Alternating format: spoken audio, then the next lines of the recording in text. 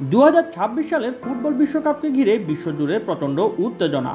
Messi রোনালদোদের শেষ বিশ্বকাপ হতে যাওয়া এই টুর্নামেন্ট খেলার স্বপ্ন দেখেছিলেন এক বাংলাদেশি বংশোদ্ভূত তরুণও, কিন্তু শেষ পর্যন্ত তা হয়ে উঠল না।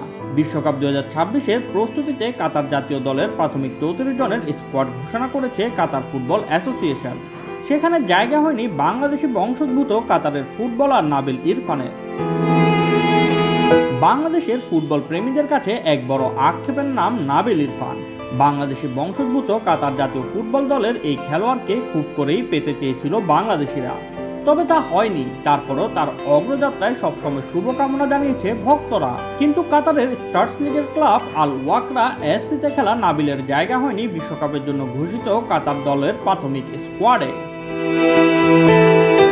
নাবিল এর আগে খেলেছেন কাতারের অনূর্ধ্ব-23 দলে। তিনি ডাক পেয়েছিলেন কাতার জাতীয় দলের ক্যাম্পেও।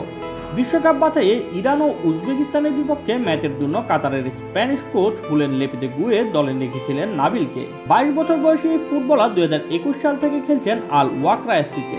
ডিফেন্সিভ মিডফিল্ডার হিসেবেই বেশি দেখা যায় বাংলাদেশের এই যুবককে, তবে রাইট ব্যাক পজিশনেও খেলে থাকেন তিনি। নাবিলের বাবা মা দুজনেই বাংলাদেশের ব্রাহ্মণবাড়িয়ার বাসিন্দা। চাকরি সূত্রে কাতারে থাকেন তারা। 2004 সালে কাতারের আল ওয়াকরাতে জন্মগ্রহণ করেন নাবিল। সেখানেই অ্যাসপায়ার একাডেমিতে ফুটবলের যাত্রা শুরু করেন তরুণ ডিফেন্সিভ এই মিডফিল্ডার। একাডেমি থেকে নাবিল আল ওয়াকরা ক্লাবের যুব দলে জায়গা করে নেন। 2021-22 মৌসুমে 17 বছর বয়সে প্রথমবার ক্লাবের মূল দলে খেলার সুযোগ পেয়েছিলেন। অনূর্ধ্ব-16 এশিয়ান কাপের বাছাই পর্বে তার কাতারের বয়সভিত্তিক দলে অভিষেক হয়েছিল। সেই টুর্নামেন্টে বাংলাদেশের বিপক্ষে খেলেছিলেন নাবিল। এরপর 2022 সালে কাতারের অনূর্ধ্ব-23 দলে ডাক পান তিনি। 2023 সালে অনূর্ধ্ব-20 এশিয়ান কাপে কাতারের জার্সিতে ছিলেন তিনি।